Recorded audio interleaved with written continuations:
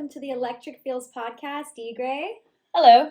So nice to have you on today. DGray is based in the greater San Diego area, and she's a vivacious house DJ with a profound love for all genres of music. Notorious for building up a crowd's energy, DGray takes a room on a musical journey through carefully curated track selections that are a mix of the hottest tech house, space house, Latin tech, Afro house, and minimal house tracks. Whether it be at a nightclub, intimate social gathering, or corporate event, DGray will deliver a delightful experience for all music lovers alike.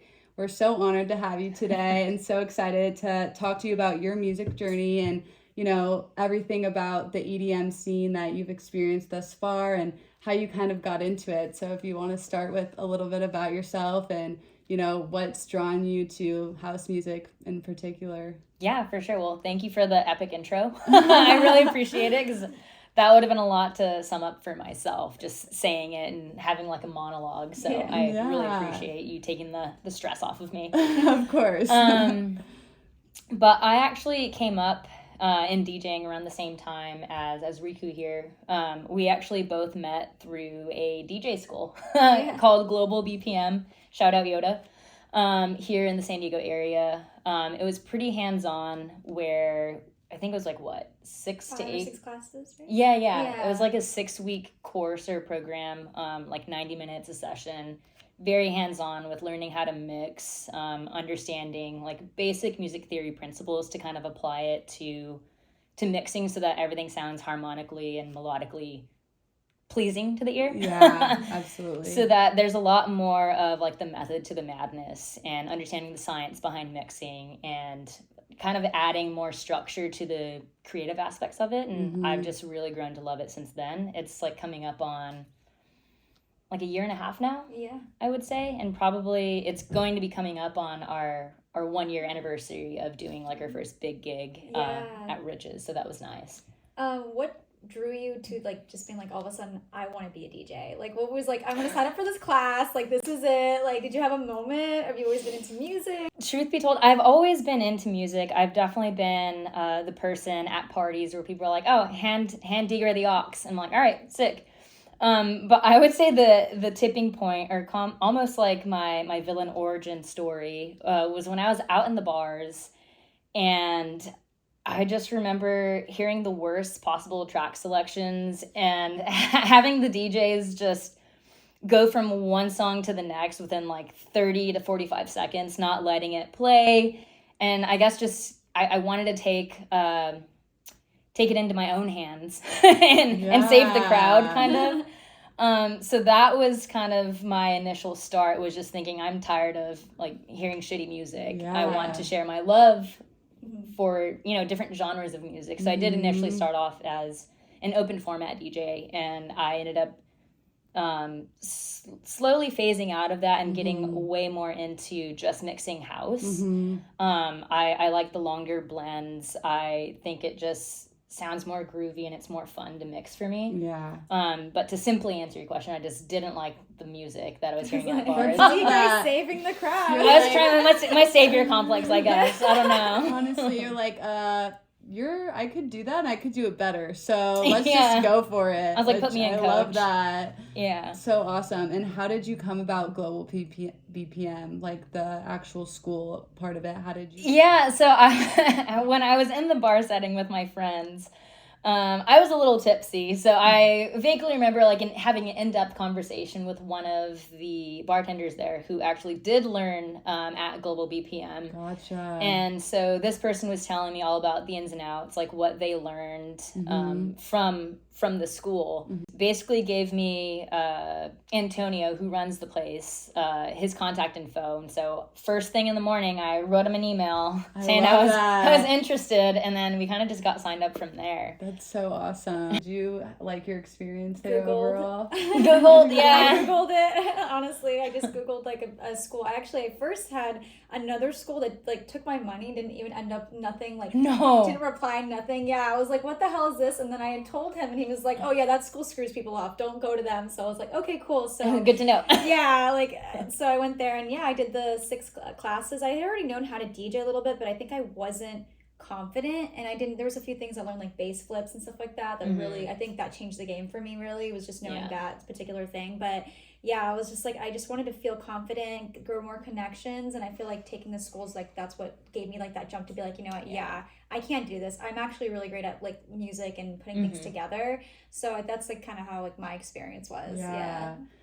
Yeah, that's super interesting, because I feel like I always wanted to kind of do something, and I remember Google searching, but I also remember kind of feeling like a weird vibe from a lot of the links I was clicking on. I was like, I can't tell if this is legit or not. You're like, am I gonna get malware from this? Is this like Temu? Or like DJ school, like I feel like it should be really interactive, easy to get in touch with them. Like also you're paying like a good amount of money, because like there's a lot of, not only like time learning, but like the equipment that you're probably playing on is like, it's not cheap and all that, and I wanted the in-person thing. So, I mean, that's why it was super interesting for me when I met both of you to learn that you guys had gone that route. And like, I feel like more than anything, it gives you like the foundation to build off of. And then, like connections, like you guys said, and which is the most important part of like working in this industry or really any industry. It's like who is going to set you forward, and like how you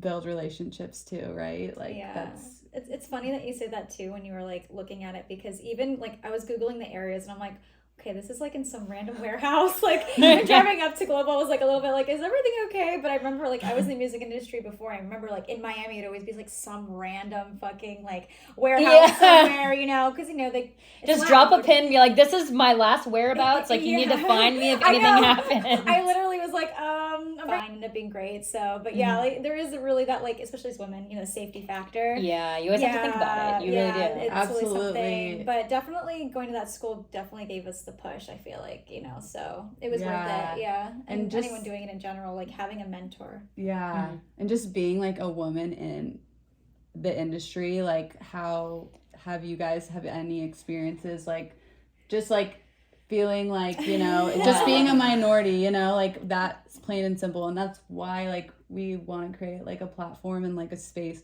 for like to have women be like featured and highlighted, and like because you look at lineups and there's so many men on there where like I don't know. Even the pay is different. I actually just saw this statistic, randomly. It's on my phone somewhere, but my phone's being recorded. But I can throw it in there later. But they were saying that even the women on the bigger lineups get paid less than the men, and that it's hard because it's like an expensive craft to get into. You know what I mean? There's a lot that goes into it. But they're saying that not as many women are going into the field as much as it like was starting to like for a little bit, and it's kind of declining again. I mean, it's a little discouraging when you do look at big festival lineups. You only see like, I think in recent years I've really only seen like Jay Wara like as a true headliner, and then it's really, and LPG obviously, but like even then, like when women do want to pursue like other facets in their life, like with Alice in Wonderland, she was like on the verge of giving birth. She was like 8 months pregnant. And people were giving her so much grief for it. It's like, dude, she's about to give birth like at any moment. Like, give her some fucking grace. Also, like, I'm sure she checked in with her doctors. And they said it was okay. Like, she like I think responded to them, was like, this is safe. Like, she's like standing like up there, and like she's obviously been doing this for so many years, so and giving her all not too. New to her, but I mean it's definitely a controversial thing in that sense. I know Amelie Lenz, she's like a techno DJ from France. She was also pregnant recently and like playing shows and stuff. But it's really interesting. And I feel like you can't win though, because some people are like, you shouldn't be playing while you're pregnant. You have an obligation. Damn if you do, damn if you don't. Fans, though, it's like they get like mad at artists for like taking time off, but it's like you need to respect them as a person too. Like they're not here to like make your life better, although that is something they've done with their career path and their passion for love. But like if they need time to like a mental health check and need to go, like Grizz for example just goes out of the public eye for a few years, stops playing shows, like let him, he's probably needs that to like have his creativity and come back stronger, like we all need breaks rest. Are where the creative stuff's like comes too, you know what I mean? Like you can't just like go one spark, like even just your daily day-to-day things, like those things like can like spark things into you, and then like, you get the 1 hour where you go and you're like okay, and then you just make music, because they expect people to make music so fast now, like it's crazy, like like, I'm not a machine, you know, but I see that's why a lot of people are trying to use AI now, because they're just like spit something out. And I'm like, I can't force it. Like, I can't force creativity, you know? I think it's just like, I don't know if this is isolated to like American culture with like capitalism and constantly producing and being productive to show your self-worth. It's like, it's crazy to think that, you know, even though all of this should be a creative process, like there still comes like an expectation to push out more and push out more and push out more. And even with booking DJ gigs, it's like you have to stay relevant by putting your name out there so that people know that you're busy. But then at the end of the day, I think we were just talking about this earlier, it takes a lot to have like a really intentional, well-prepped set that you can pivot in and out of. You don't want to pre-plan the entire set, but it's just, it takes a lot of work, especially if you care about your craft and you want to deliver to this crowd, especially up and coming DJs. Like, we want to prove ourselves from the jump, and there's just not enough time in the day, especially when we do have multiple jobs and things. And another thing too is like, you're 10 people at once. You got a videographer, you have to be the promoter now. And that's another really controversial thing now, is that like, it used to be they would just hire you as a DJ and they'd be like, oh, your skill, but now it's like, oh, how many people can you bring? And it's like, a lot of us are introverted. We're making our music, we're spending all our time like, you know, working on the craft. Like, it's really hard to just like reach out, and a lot of people like quit, like, you know, they cancel last second. So it's like, you have to be social too. It's like, there's so many facets, so many elements to it. So it's hard. Definitely numbers game, you know, it is nowadays. And that's another reason why, like, I guess booking too many shows in like the same weekend or something can be hurtful to you as a DJ, because then you're not bringing as many people in, because everyone either goes on one night or the other, and then it puts a bad on your name. And like you said, you always want to show up 100% and deliver, and like each venue is different, the crowd's gonna be different, so you want to curate that set depending on the energy of like the venue and all of those things, right? It's like a warehouse versus like a club versus like a renegade like outdoor vibe, you know? It's like all so different.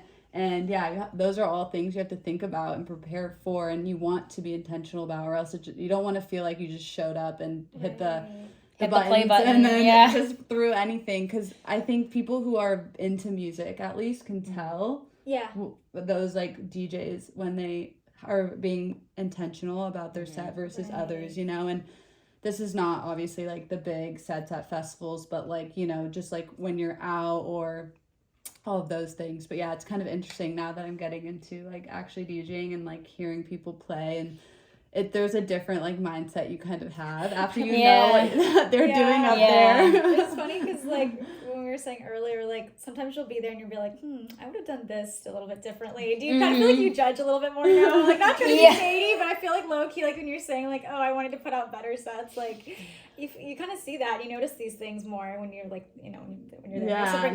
Your brain is just wired differently because you now know, you know, what they're doing and how they're doing it. I don't know if this happened with you when you started DJing, but I find that sometimes I'm a little hypercritical, and then I'm not enjoying the sets as much as I should, because I'm like, oh, that sounded like they should beat match a little bit more, or I try to give it grace, because at the end of the day, like, I'm glad that there's still humans playing, and I want to hear human error. Otherwise, it's just a machine. Period. Yeah, exactly. You know what I mean? So like, I'm never gonna judge them in a negative way. Like, I'm never gonna be like, you know, it's really hard to get up there, and I think you have to have like constructive criticism. Right. Yeah. And I feel like you have to be like a really strong person, because like I said, there's so many things to do. You have to be like 10 people at once, and then you have to come up with these sets, and you have to come up there, and then you have to continue. A lot of people get like burnt out, or like they just like, I'm not built for this. So I really respect and commend that we like, you know, continue to go and do it for the love of music. If you really have to love, you have to. It's a very vulnerable thing to put yourself out there, especially if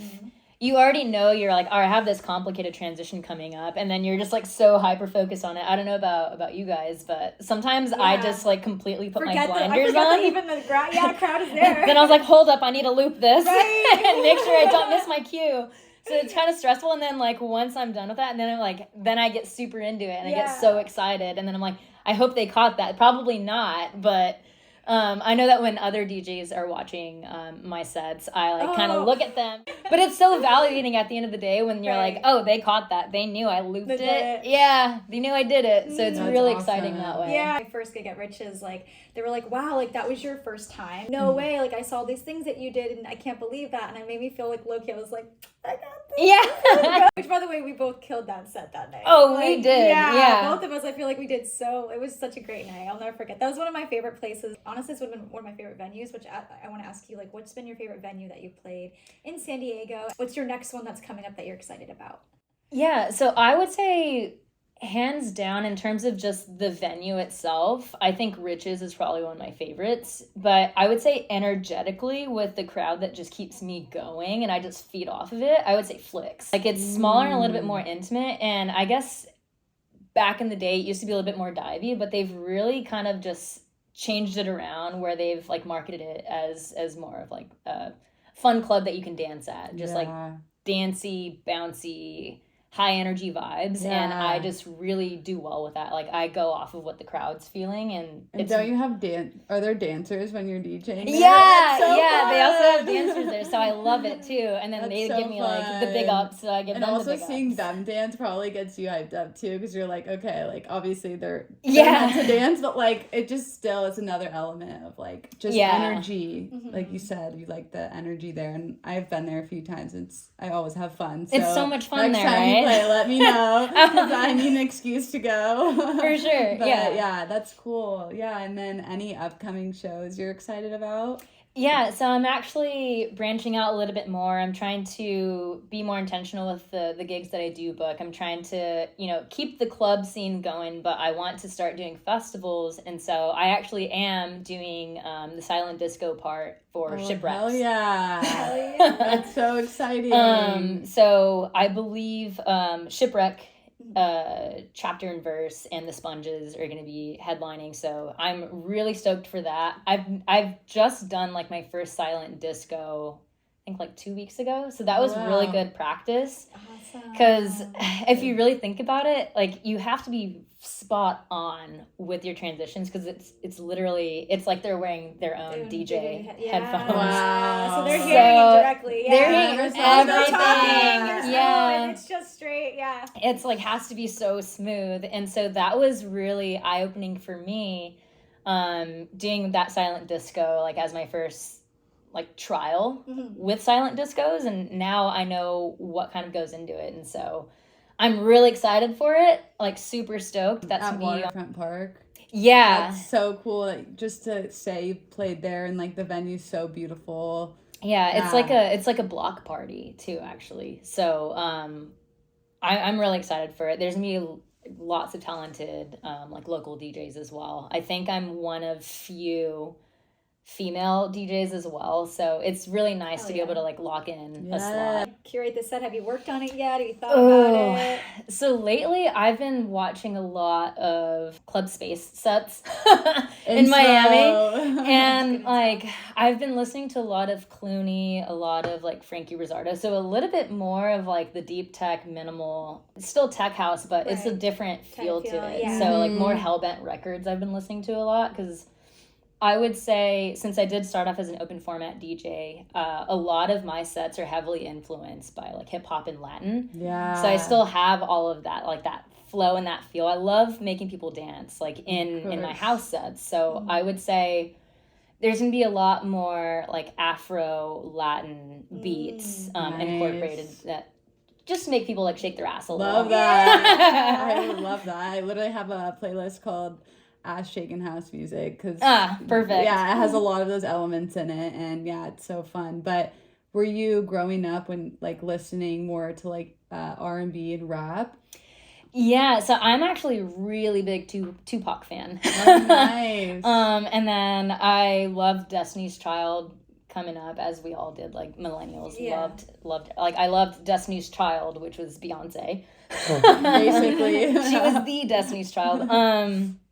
And I just love like listening to like old school hip hop. I love like Latin aspects of it. Love Cypress Hill. And then I am Mexican, so I grew up in a Hispanic household, like listening to like Selena and a bunch of other like cumbias and stuff. So I love incorporating like my culture into it too. I love that. That's something her and I have talked about before on the pod, is like how electronic music specifically can get a lot of elements from worldwide cultures, right? Because there's each one. There's producers from all over the world, and a lot of other music genres are kind of native to their location. But what's so amazing about like EDM is that it draws inspiration from all over the world, and you know, like you said, just like bringing your roots out into the songs you play. It's like a little touch of who you are and like what you want to bring to the world. So that's beautiful. I love that. And like,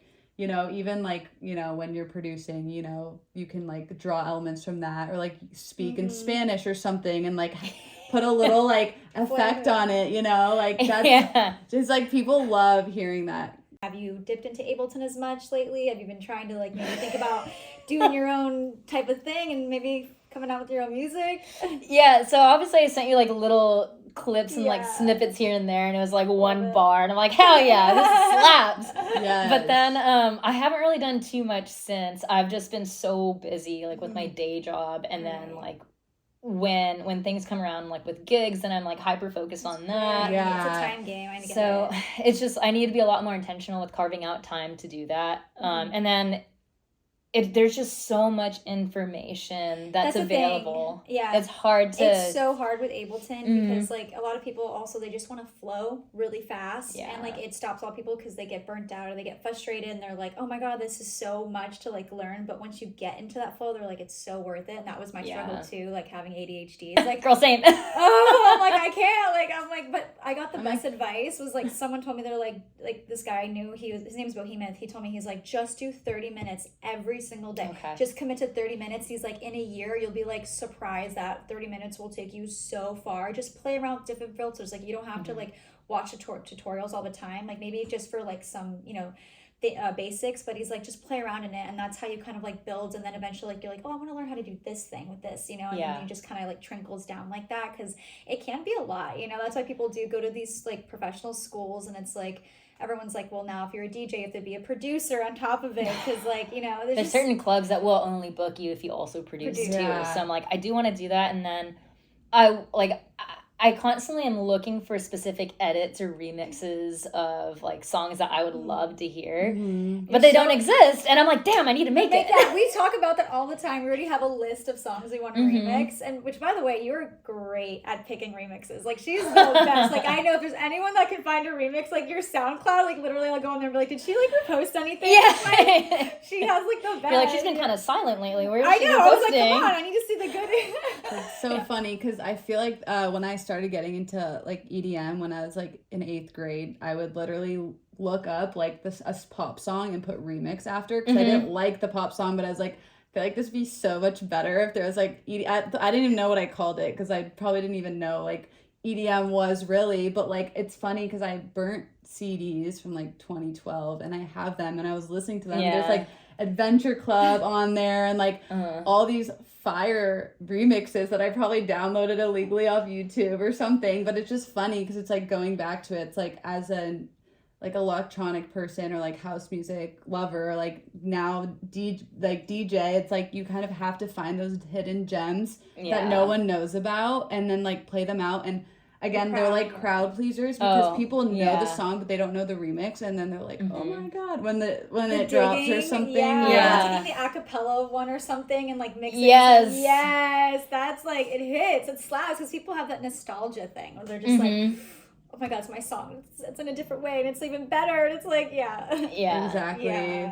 Yeah, I love those types of edits too that kind of just take people back. Like, I think one of my favorite edits to play out is an Afrojack one. Like, people love Afrojack, like especially when you like, I would say the peak EDM years were like 2012 to like 2016. That's like I was thinking it's the golden years. The golden years. Literally, people talk about it all the time. Yeah, I always see people posting videos that like, can we go back to this? And there's just something so like innocent about it, I feel like, whereas like we didn't know like what the world was, what was going to happen in the world. It was just this like go like living in the moment. Like I know that's when I started getting into festivals and like started having those experiences, and yeah, it was just like so like I don't know, pure, and like it I was don't know, the music too, like Calvin so Harris good, like, and everything. Clarity. Okay, do you Banger. know, whenever I have a bad day, I put on the Clarity album, and I listen to the whole thing. I sing it all every time, and I know it, and it has like it's this. So good. It has such a fullness to it. You know what I mean? Like I don't know how to explain that, but the vocals, the way they do it, and I feel like sometimes John Summit does that with Hayla Sings now with like Where You Are. It has that type of vibe. You know, it's like a fullness of like it just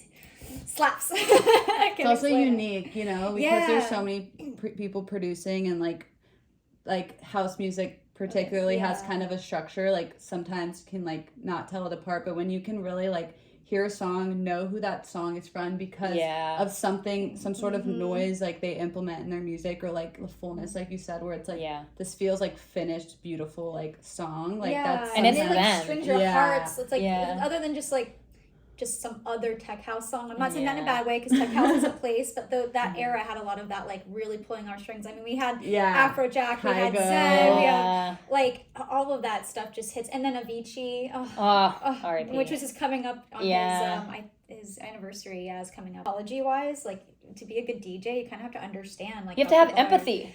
That's why women DJs are the fucking best. Yeah, literally you hear it all the time, and I'm like, it's true because we're really like thinking about what everyone else is feeling. We're like, oh, are they dancing? Are they feeling good? Where some people emotional just intelligence check out and they're just like, let me just play what I want to play, like this cool dubstep thing, and then let me go into techno. And I'm like, dude, you're opening. I hear this conversation all the time about like being an opening DJ and thinking about those things, but there's still so many people that don't apply it. Men don't understand foreplay, so no, I just feel like women are so accommodating, like in general, like that's just how we've been raised, like our whole fucking lives. It's like we can read a room so well, we can adjust, we can make things. We're picking up on energies. Yeah, we're highly intuitive, highly empathetic. Like I even female DJs I've never seen before, like when I hear them, I'm like, wow, they put a lot of intention and thought into this set, and they're really catering to the audience and to the crowd, and like I love it. And the times I've been to a couple of other shows like with men, it's kind of like a big bro fest, like yeah bro, like this shit's hits. It's a banger. And I feel like too in the DJ world, a lot of men in particular have been like rewarded or like glorified for being that bro or that really like party guy. So then all of the other DJs who are like aspiring to be that, do you know what I'm saying? And like I feel like in the women's world, a lot of the big major DJs like Nora and Pure, LPGOB, all those, they're like cool, chill, like you know, really like just like cool people, and so like that's who we aspire to be, and so we have that. You're right, because I feel like I've also met DJs who have said that they only are in it because of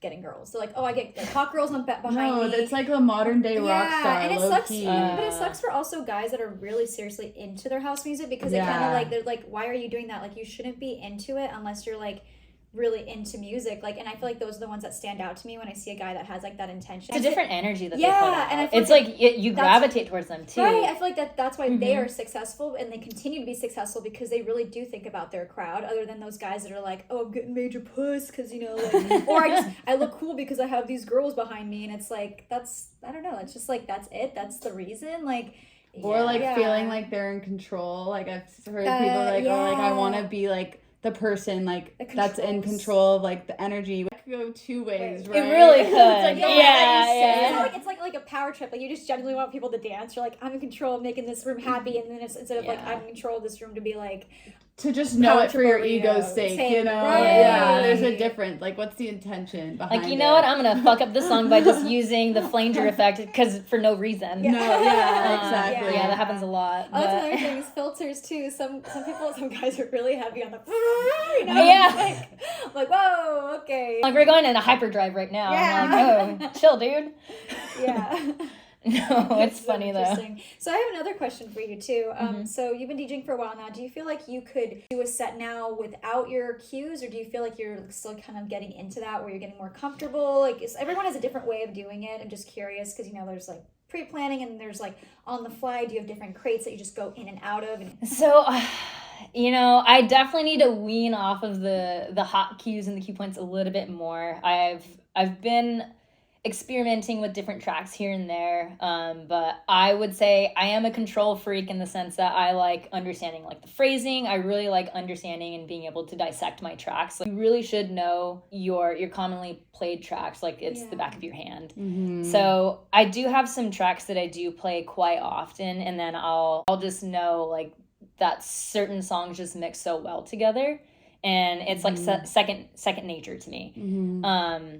But I am trying to push myself a little bit more to just kind of wing it and, you know, go with the flow a little bit better. So it's kind of like a mixture of the two now. And I've done a few like on the fly B2Bs at Flicks a few times now. And I meshed really well with the guy that I did do the B2B with a few times. And that definitely pushed me outside of my comfort zone, saying like, well, I don't know where I'm supposed to drop in on this hard techno track, but I'll make it work. Filter, loop out, backspin, you do what you can. Right. So going in, you didn't know you were going to be like B2Bing, or was how? So he initially like brought me in. He's like, I'm gonna do 15 minutes, then you do 15 minutes, and then you'll do 30, and then I'll do 30, and then for the last 30 minutes we'll go B2B. And I'm like, all right, cool.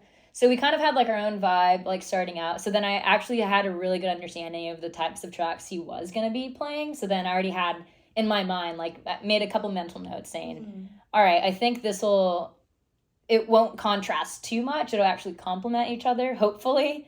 And it worked out just fine. When you say like back to back, was it like 2 songs each or like 1 song each at that point at the end? So at that point, towards the end, it was just one song, just back and forth. So some of them where I just had to find a good vocal, and I was like, when it is kind of like playing double dutch, like when you're like waiting to jump in. That's what I was doing. Funny. And I was like, all right, I'm gonna loop it. And then like inch this one, like start edging this one in, and then you really use the filters for that specific purpose for sure. Yeah, I feel like one thing that's not talked about a lot is how, in order to be a good DJ, you have to work well under pressure and like just figure it out as you go. Like one of the first gigs that I had, I was not familiar with the boards, and luckily I had support. Like Riku was there. She was like, okay, like, you know, kind of walking me through it. But the first couple tracks, like, you know, it didn't sound right. And I was like getting very flustered up there, and like then I figured it out and it was all good. But it was a good learning lesson for me because it's not going to be the first time. I'm not familiar with the board. Like, it's not, like you said, like getting thrown into a situation where maybe I'll be going back to back with someone and not knowing their style or the tracks they're going to play. And then you kind of have to figure out as you go. And as you travel, like go to different clubs, everything, it's always going to be new equipment, new environment, new sounds, like the volumes and everything. Like there's truly so much to think about. And so we were lucky, like me, you and I, because when we played at Rich's, we knew what we were going to play on. Her first gig, she's playing on these like 12-year-old CDJs, and I'm like, wait, like crusty. Fuck? Yeah, I'm like, what the hell is going on, you know? And it was like spaced apart, and it was all, I don't know, it was just interesting. So I was like, she did so good after like the first few. It was just like figuring it out. Like you just got on there and you just because I was like, if I can play on her CDJ 3000s, I can play on anything. No, that's like the nicest you could play on though. It's like it's not always gonna be like that. Right. And sometimes knobs or things are broken on other people's equipment too, or like so one side doesn't work. I'm glad that didn't happen. Also, it's funny because like it was night at that time. It was like an outdoor thing, but it was funny. So dark. I had my iPhone like flashlight on because I was like, I can't see. I don't know. I haven't memorized yet where the knobs are. And then the next guy comes on after me. I was like, oh, by the way, if you want to put your flashlight, he's like, nah, I'm good. Like, it was funny. He's probably been DJing for years, and he was like, I think it was one of his CDJs, right? No, it was a different guy, but like, it was just funny. You start to kind of get used to it. That's why I told you, like, we should practice more in the dark. One time, like, we put like practice in the dark. You're like blindfolded. We had like a club simulator on. We had like the TV with the audience noise, and then we turned the lights. The lights, like the lasers. You're like, I'm putting my sunglasses on. We literally did that, and you know, the funny thing though is you can train so much with those things. Because I try to simulate that for you, you know, so you could understand that was I was like, I'm gonna say my first rodeo. It's just so much of people talking to you. One person's trying to give you advice. I'm trying to give you advice. You can even really, you know what I mean? It was just so I had to eventually figure it out on my own, which is again going back to my point, like like as a DJ have to be able to like figure it out, work well under pressure, and you like have to know how to troubleshoot too. Right. There have been plenty of times, I think. Oh, my first time using CDJs outside of like yours, the hot cues weren't working at all. So that kind of fucked me up a little bit, because I had points where I did I had 2 drop swaps. So you have to time that perfectly, and you have to be able to hit your hot cues and cut out the other one. But as that was happening, I didn't know, because I hadn't used the hot cues yet. I was just queuing it in, pressing play. And then when I knew I was gonna like do my drop swap, and I was like, oh, this is gonna be sick, like the crowd's gonna love it. As soon as I hit the hot cue, it started the very first track all over again. Like track 1, I was already like on track 4, so I don't know what was happening. It was just a really specific and odd technical difficulty. Yeah. And I just remember midway through, like as soon as that happened, like it kind of just cut out, and it started my first track all over again. And then all I said was like, fuck! And then everyone just started laughing because they thought it was like a bit. And I kind of just like went with it. And I was like, yeah, it's a bit, guys. I was like, hold on, technical difficulties. So, and it's not your fault too. Like that's the thing. No. Like, and that's another thing I give grace for like DJs or new DJs. It's like sometimes like the equipment's just fucked up. Sometimes you don't even know what settings someone might have, and they must have messed something up. And sometimes you really gotta look at the board. Like you never know. So it's gonna happen. Like I'm gonna mess up again. It's gonna happen. Like no matter what. Like, and I think we were watching you at, I can't remember the place, on Halloween. Oh, I'm so sorry you went to that. No, but it wasn't you. Their board was like acting up. I remember that, and someone had to like come on stage and like fix it or something. Like when you were like, oh yeah, because I was playing on USBs, and then the other DJ was playing on laptops, on her laptop. So when she plugged in, it kind of like made it glitchy, and then you were killing it, by the way. That place was so crazy. It was just so ratchet. That's why I was like, I'm so sorry. No, it was fun. It was great. Yeah. And that was when I was doing open format too. So it was way more high energy, very quick mixing. And that's why when those technical difficulties occurred, I was like, well, I'm just going to have to roll with it at this point. Yeah, it's wild. Like, some people, that's another thing too. Some people play on their computers compared to like USB. And I remember like when I was playing one time, a guy is like, can I use your USB? He's like, my computer's like not working. And I'm like, what? I'm like, what's going on? I'm like, so there's so many things that can happen. I'm like, always bring your USB. Always be prepared. Always bring 3 or 4. You never know. Anything can happen. Like being prepared is the best thing you can do as a DJ. Like, be over prepared if anything. Honestly, Yeah, even I have a funny story about, not me, but someone I know who like was a DJ, and he brought his USB to Outside Lands, like in San Francisco, just because like I guess DJs just bring their USBs. You never know. Like, put me in, coach. I'm gonna go in. It's a joke, but it's true. Yeah. So DJ Diesel, aka Shaq, was late to his set. And this guy happened to be walking like around backstage. He must have known someone, and so like Shaq's manager is like scrambling. He's like, does anyone have a USB? Does anyone have a USB? And he's like, I do.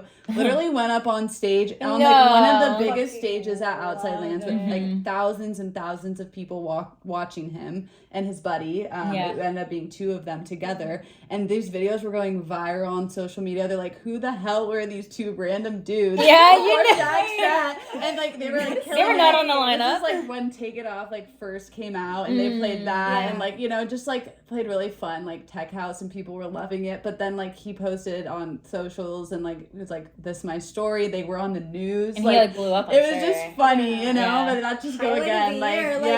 They joke about it. I see a lot of videos that people make on TikTok about like that guy in the crowd that's like, oh, I have my stick, but like literally do it. Like you never. I always bring my USBs. Opportunities could always be there. Have you played any like afters shows or not yet? No. Didn't you play like a crossed afters or something? Oh yeah, Sandbox. I forgot about. I have like really good long-term memory, but short-term like couldn't tell you what I did yesterday. Like, didn't you do that? I was like, no, and then they're like, yeah, you did. I'm like, I'm not trying to gaslight you or anything. I just forgot. So yeah, I did do that. So Sandbox, that was when they first started too. Now they have a really big following. Yeah, I've never been. I've seen it like on social media, but did you like playing there? It was pretty cool. When I first, it was just around that time, like right after Crossed, I was like one of the opening sets. So like, you know, people are still at Crossed and people don't want to leave downtown because it's just hard to get around anywhere. Yeah. And then, like we were mentioning earlier, it's just so hard to get in and out of PB. Like once you're there, you stay in PB. Yeah. And like I'm never really there. So how do you feel about the San Diego scene in general? What's your general view? I would say, specifically the house music scene in San Diego, it's getting a lot bigger.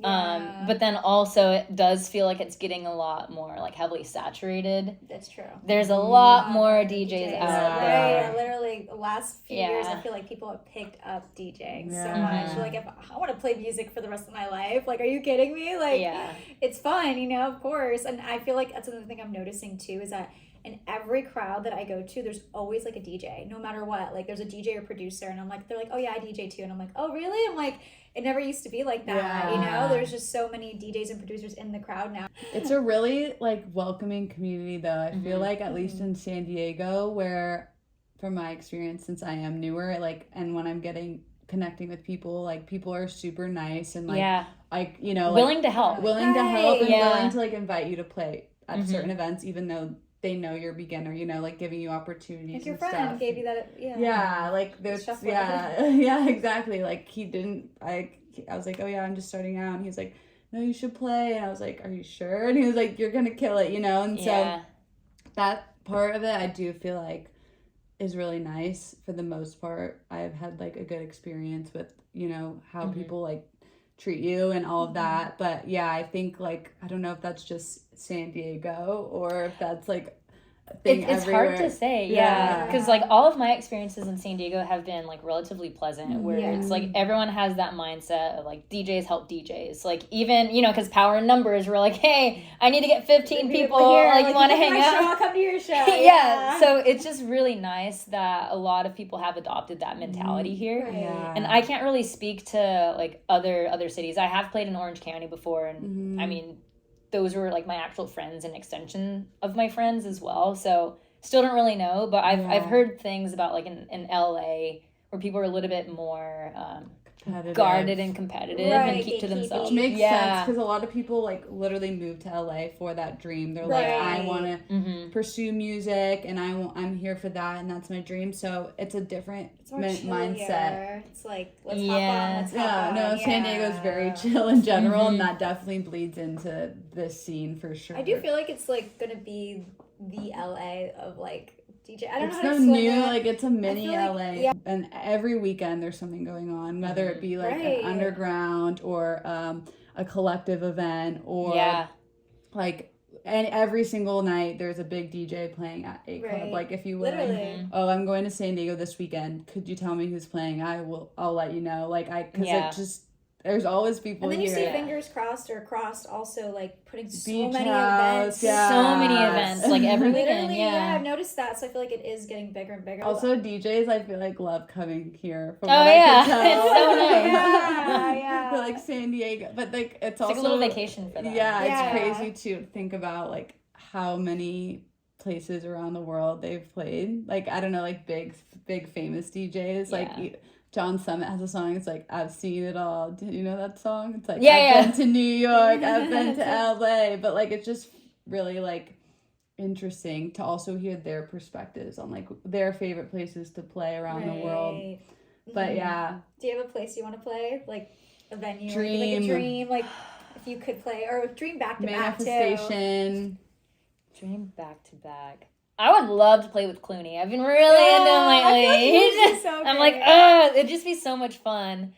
And then I'm manifesting right now. But in terms of like a dream venue, I just love smaller, more intimate things because people put their phones away and they like just vibe with you. So if I can go to Spain and do like a small club there, that'd be great. You can. Or even Spain.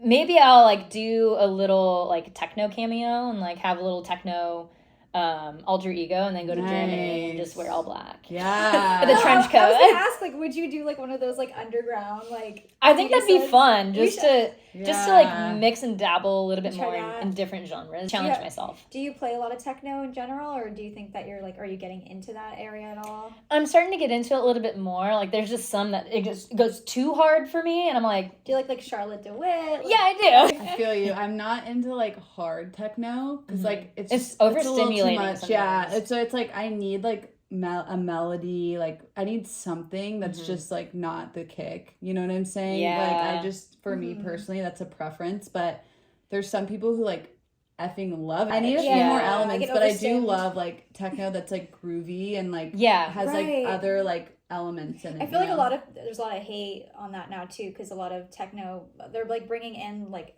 kind of how we do in tech house, so we like take out like pop songs, like remix those things. I've seen techno people are starting to do that a lot now, and I like it. I think it's fun. It gives me people like familiarity every so often. It makes it fun. It's like a different subgenre, like whatever. But I've been seeing that thrown in more because there's only so much. I feel like it does tire out the crowd a lot easier. But there's just like boom, boom, boom constantly. After 2 hours, you're like, all right. I need vocals too. I'm sorry. Yeah. I need to hear something to like break it up. Yeah, give me some. Absolutely, yeah. That's why I love people are like, it all sounds the same, and I'm like, they're like, what? People say that about house music too. Yeah, and I'm like, house does not sound the same. So different. I know. Yeah. But I hear what people are saying. Like, if I get it. Yeah. The perspective. Also, like people's brains listen to music differently. You know, like some people really value like a storyline and like vocals, for example, and some people like don't listen.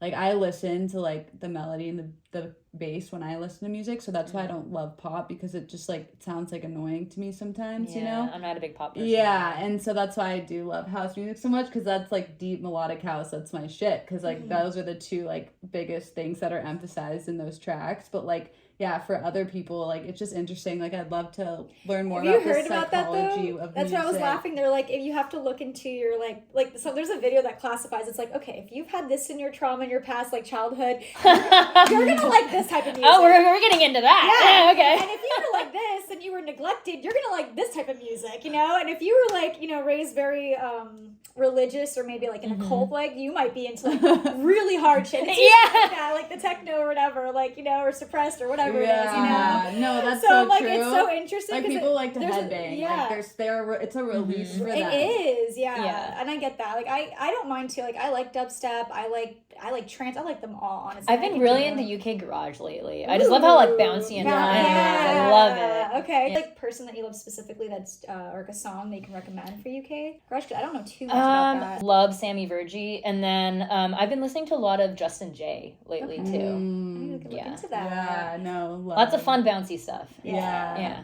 We're gonna do like a lightning round of questions. Oh, okay. So just like some fun questions. Is it like first thing that comes to mind, or yeah. There's something, but like just first thing that comes to one mind. word answers or like actual sentences? It can be whatever you want. Okay. Yeah. Some people have like had longer responses than others. Right. Okay, first one is, what is your DJing hot take? Oh. It can be anything across the board.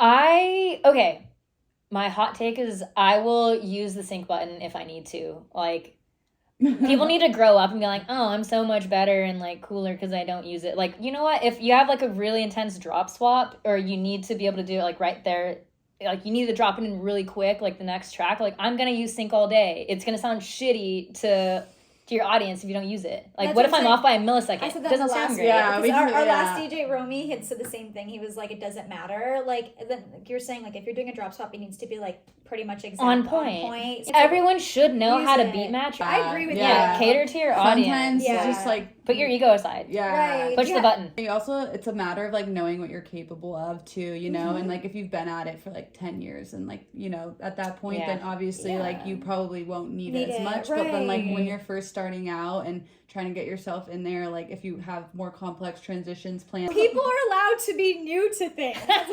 I'm afraid they're going to judge me for using BeatSync. I'm like, you're new. It's okay. You're supposed to. Like, we all start somewhere. Right. And if you have to use BeatSync, go for it. Like when I bowl, I still use the side bumpers. Give another hot take. Well, I don't even think it's like a hot take, because I feel like most DJs agree with it. It's like DJs aren't promoters. It's a little discouraging when you do go to clubs and you see like the opening DJ and you're like, wow, this person's probably really good because they got booked at this like highly accredited, like highly esteemed club. And then you go and you're like, wow, this person's not it. And then you're like, how did they book this? And it's because they sold enough tickets. They sold enough tickets. Also, it's really like interesting to like starting out and having that define you more than like your brands and like your skill level. A lot of DJs are like saying refuse that from the clubs now because they don't want DJs to like boycotting it. Because I'm like, listen, I already have to do all of these things, right? And I have to curate something for your venue and do research.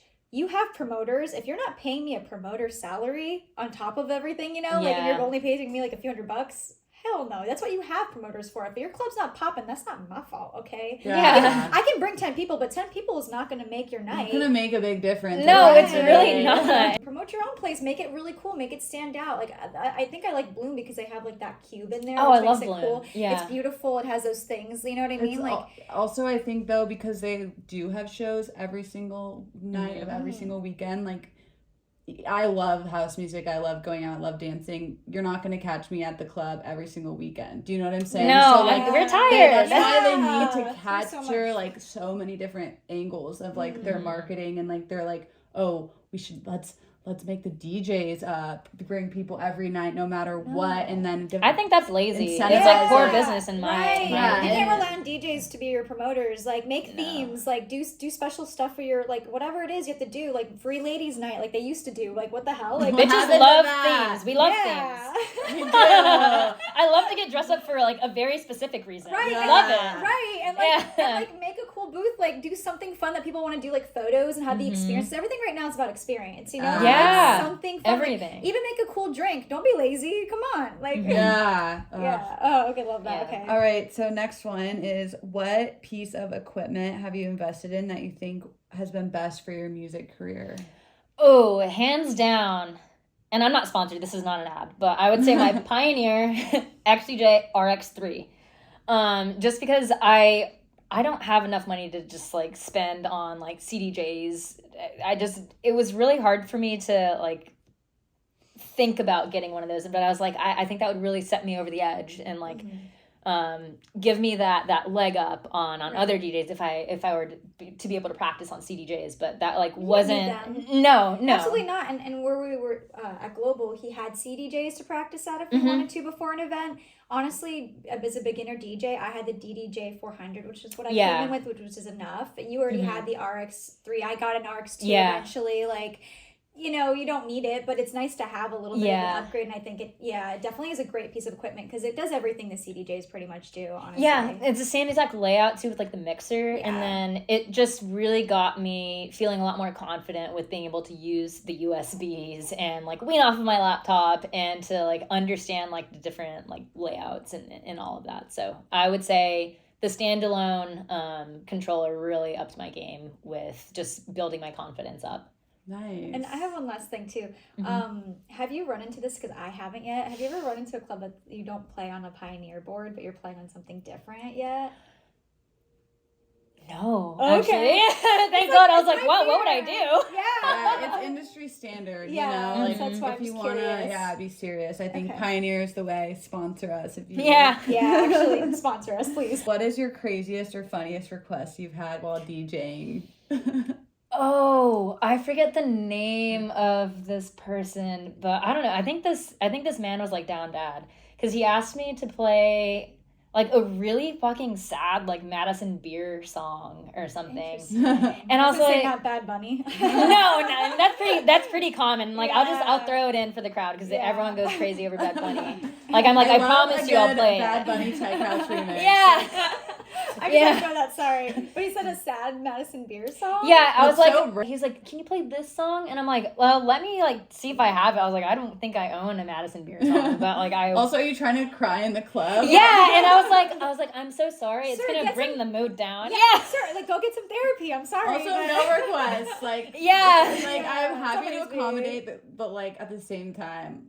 Like, maybe Let me slip do me a my- 20 or Yeah. something. Right. And then you have to own up to this. Like, this isn't me. Right. This was your So choice. it's like, if you feel proud about this, you own it. I'm going to give you the mic. I think I actually have said that before. I was like, all right, well, this is on you. Like, but you have to say this is your song. They're like, no. I was like, well, then I'm not putting my name on this. What are you talking about?